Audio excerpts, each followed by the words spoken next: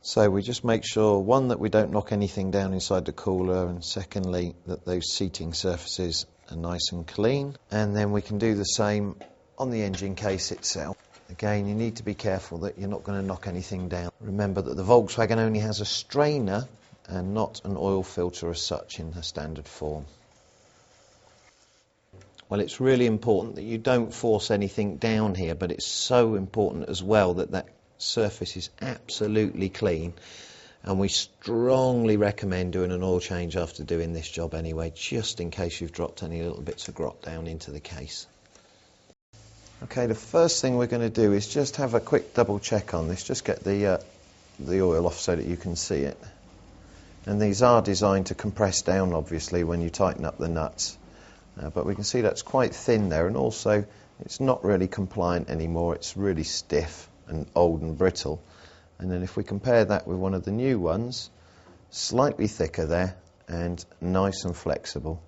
And what we're going to do is put some grease around these edges to help seal them, and we're also going to run the nuts up and down the studs on the oil cooler and the one from the case there, and then put a bit of grease on there as well, just to assist with putting them back together again, because they are so difficult to get to.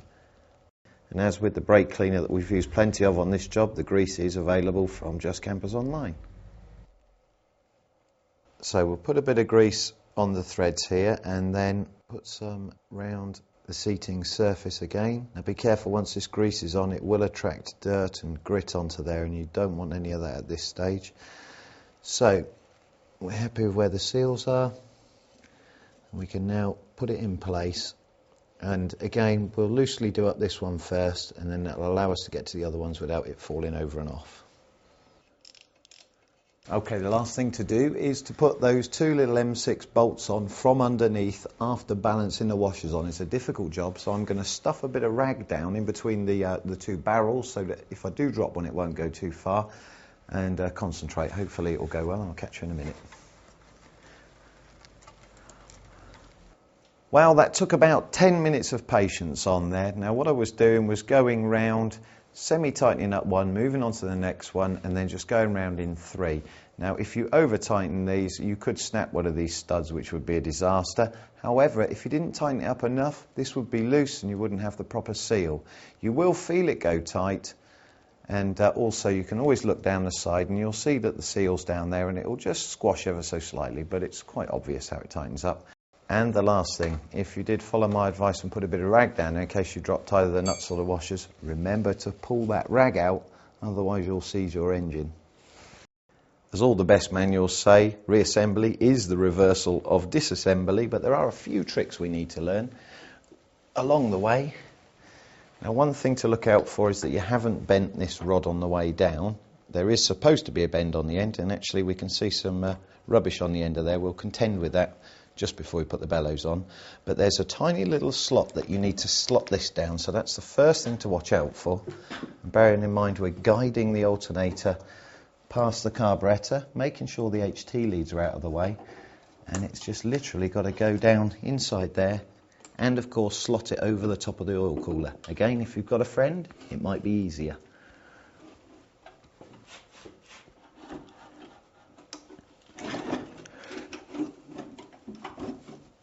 And one thing we have to watch out for is to make sure that this goes down on the inside, so you might have to lift it up and tip it and go down.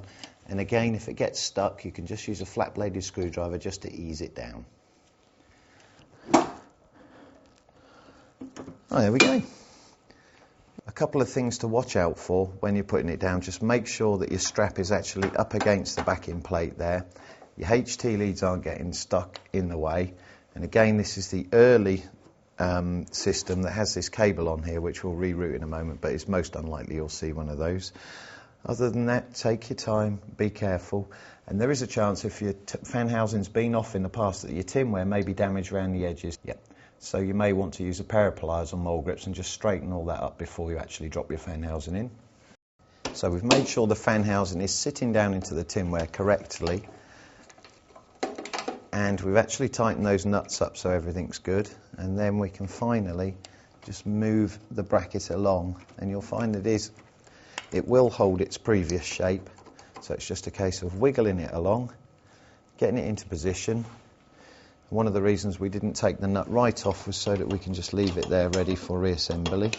Locate the nut on the spanner underneath on the ring portion. It's in.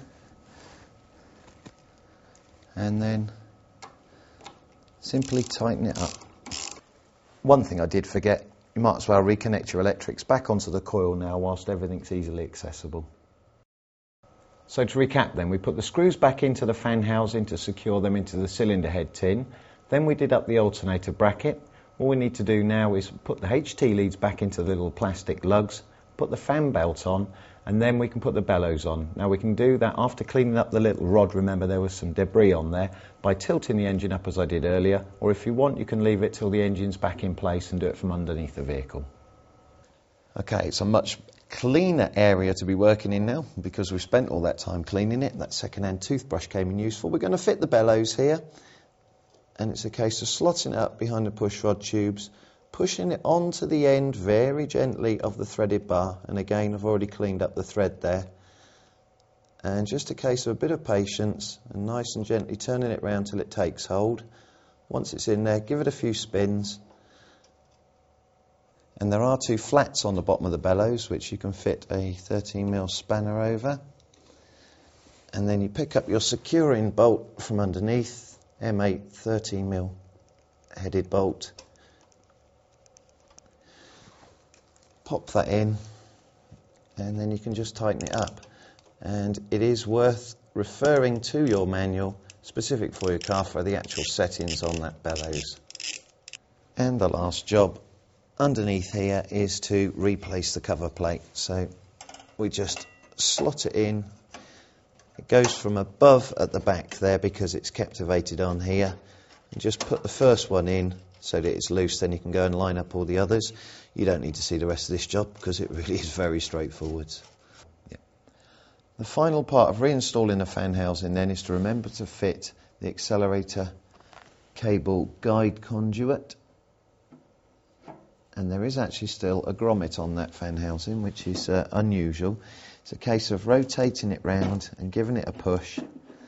So once it's clear of the carburettor, we push it forwards, just a gentle wiggle, don't try and force it. Line it up with the slot in the back bulkhead.